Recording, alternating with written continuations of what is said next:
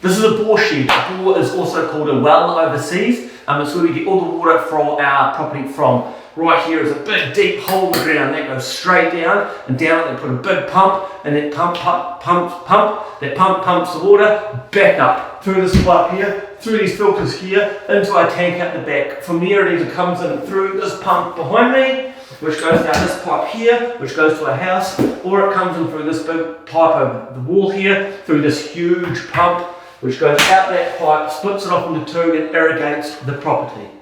It is from in here that we will get all the water we need for our mushroom farm.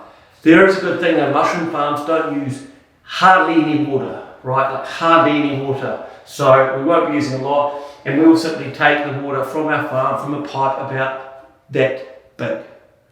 This is called Buteline. This is a polybutylene piping made here in New Zealand.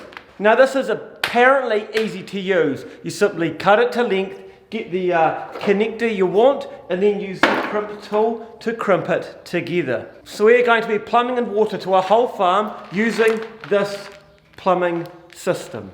Gotta love a New Zealand made product, right? Look at it.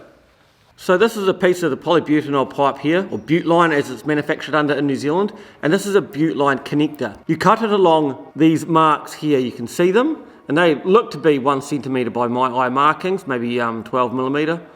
And you cut it along one, and then when the connector goes on, it's supposed to align up with the second one, like so. Right, you can see that's aligned up with that second mark on there. Then with the crimp tool here, you would simply place it around the connection and apply pressure and crimp that down under pressure. I'm not going to do it because I don't want to waste this piece on this short piece of pipe, but we'll be doing it shortly. And that's supposed to form a watertight seal that can handle quite a bit of pressure. So that is what we're going to be doing for the whole farm. So let's take you guys through exactly how my plumbing system is going to be set up. It all starts out here, or out the back of the mushroom growing sheds. Right next to me here is my 33,000 litre water tank, which supplies the water. It gets pumped up from a bore which is approximately 54 metres deep, which is in this building here. So we're going to tap off this pipe here, on the inside though. We're going to run it out down the corner down here, down this trench I've dug. Now as we go down this trench, we're going to have T-joints coming off it. So there'll be a T-joint about here where it'll go into my lab where my autoclaves are. Then we'll run it down further, and there'll be another T-joint here where it will go inside, and it will go into my water heater, and from inside there we'll also branch it off for the humidifiers for my grow room, and then probably just a separate pipe with maybe a hose on it so we can hose down. We'll keep coming down this trench here. One pipe will go into my preconditioning room here, and that's in case I might want to pre-humidify that air. So get that air up to like, 70% humidity, so then we can just do the final humidification once that air enters the fruiting chambers.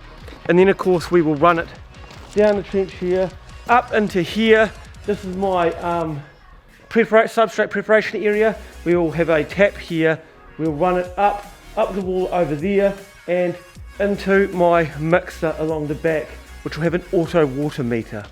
So that's what we're trying to get done today. I've never plumbed anything before really, other than a garden hose. So this is a learning experience for me, but it looks pretty straightforward. Just a small disclosure, guys, I'm not actually sponsored or anything by Buteline, these guys here. I'm simply showing you what I'm doing, the products I've found, and what I think will work for me. So if you guys want to copy in the future, you can then do so, and hopefully it might work for you. So I've got a 20mm drill bit here, and we're just going to put a 20mm hole through the wall here, straight to the outside. I was thinking about going through the concrete, but then I thought, you got like, 100mm of wall to get through, and I probably don't have a long enough bit to actually drill through to the outside, so we're just going to go straight through the wall.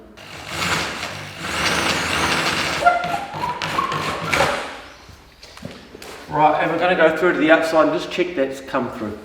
So I've come outside here to check, and you can see where the holes come through. They're really tidy, really nice. So the pipe will come out here, go down, come straight over to the trench here, it's just out of the shot, and come up into this building here. We're also going to drill a pipe coming out here from our bore house. We're going to tap off this line up here, which you can see is on the reverse on the far side of this valve, which means we can use this valve to shut off all the water at the water farm in case like a pipe breaks or something happens. I think we got through. We need to dig the trench from here to here, so the pipe will come out, break away here and come up and in through there.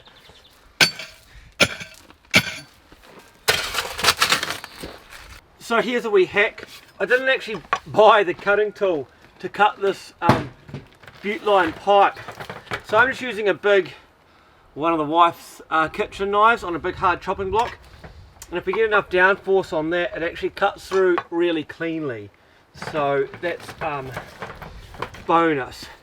So we're just going to get a wee bit, and that's going to run from there down to there, which is going to be about yay long. A bit of extra. And we just get that knife on there. And there we go, and that's actually a really clean, straight cut through that. So I'm just going to stick a right angle piece in here, line it up with those markings, get it on properly. That'll go in the wall there. So now, all things going to plan. Squeeze it, hold it for a few seconds, release, and that looks like a really nice firm grip that has on that pipe. So you can see it come like that, and down here we'll put a T intersection on it, and it will come up this trench into the main body. So if that goes straight down, I think we need to cut it about there.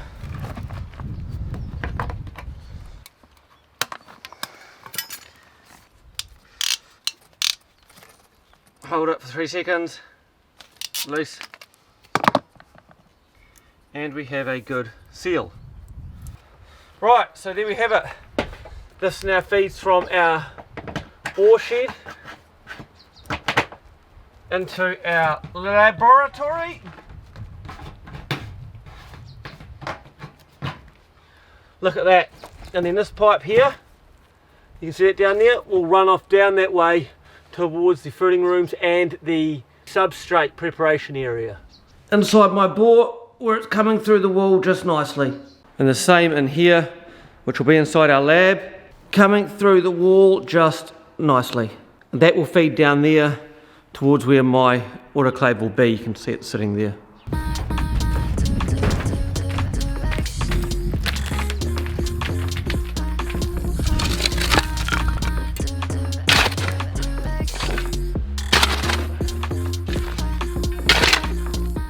Sunday evening here, it's just past 6 o'clock, and I think we're going to call it for a day. I've been out here for most of the day. We had a short break to do a few other things with the family, but I've got the pipe mostly dug in all the way down there. There's bits sticking out here that's going to feed into the preconditioning room, and we'll just skip down here. Down here you can see we've got a pipe into the fruiting chambers, and down here we've got our pipes going into our lab, coming from our bore. I haven't blocked up the connectors yet. I haven't covered them with soil because I'm going to turn the water on and check that they're all watertight before we do that. But it's looking good. It was one task on my list of things to do. It needed to be done, and I know I need to spend a wee bit of time doing it, but we've got it right to the corner here now. Hello dogs. But we've got it right to the corner here now, and that's going to go in and yeah, feed up here, so we'll get that done tomorrow. So next day, the weather is shocking. It's been raining pretty hard all day, so I haven't done much work. We're just getting out here now when the rain's lightened up to do a bit more. And what we've got here is this is the adapter piece, so we're going to put this in the bore, and that's going to adapt off the old style piping and into the new Buteline piping through this connector here. And it was fairly straightforward to connect, as you can see here. We're also working on getting all the hose connectors attached. This is pretty straightforward. This will supply the water to my substrate mixing area. Looking good, looking good. And that'll run down that way.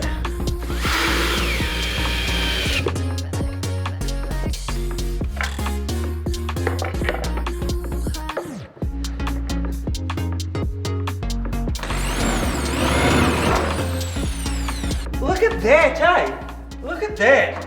So that's our water feed down to our fruiting chambers. Comes up the cold here, that one goes under the bench, it's blocked off for now. This one goes down to the fruiting chambers and that one goes into the water heater. Look at them all. So we'll run this down here and block it off, and I think we're good to turn the water on and test it at one of our taps outside.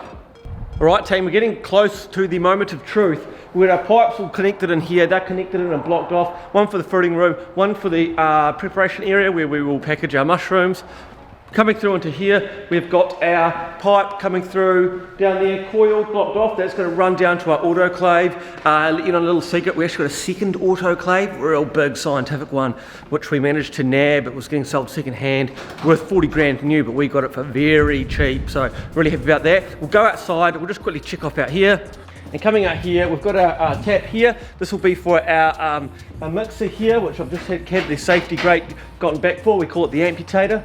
So our valve there, which will be for our mixer and probably our steamer, and then our hose in the corner here, which will be for just hosing down the dog when she rolls in cow. Yeah, the trench is looking all good. Major mistake there, unfortunately. I asked my uncle, who's a plumber. I've never done plumbing, right? And so I just thought 200ml would be good to stop it from freezing. But I asked my uncle, who's a plumber, I was like, how deep do you have to put pipes in to stop them from freezing? And he said 600, and 600 will get you through a snowstorm. We're only 200, so he reckons that if we get a few, 4 or 5 days of good frost, it'll freeze up. So we're going to have to probably get a trencher in and trench that up properly. I'm not going to do it now, we're just going into spring, so we've got a long time before I need to worry about that. But let's test this water supply out. All right, here goes. I hope the inside doesn't start flooding.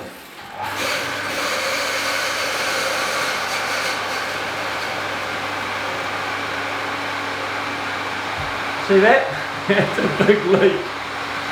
Oh, wreck. Oh, that mustn't be in far enough. Oh no. That's real bad.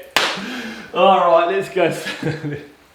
So I looked around the farm and there's no other leaks anywhere, and I thought, does it really leak that badly? And then I saw these and I thought, maybe I haven't crimped it. And do you know what? I haven't actually crimped it. So we'll rip the crimp on now. There we go. Now we're crimped on. No more leaks. But we'll turn this on.